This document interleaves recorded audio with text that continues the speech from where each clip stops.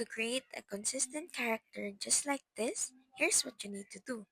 Inside ChatGPT, I'm gonna paste our pre-made prompt. Feel free to pause the video if you want to copy the prompt or if you just want to read it and get an idea.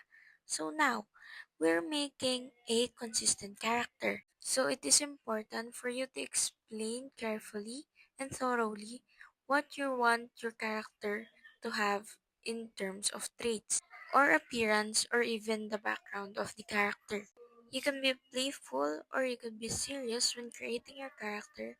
Just make sure to input all your thoughts and ideas so that ChatGPT could create it. Now let's see the final product of our character.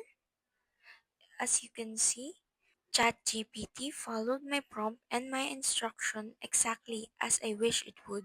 If you read my prompt earlier, you would see that the details are there and it is evident. All that I can say is that I am happy with this result. Alright, so now you know how to make a consistent character like this.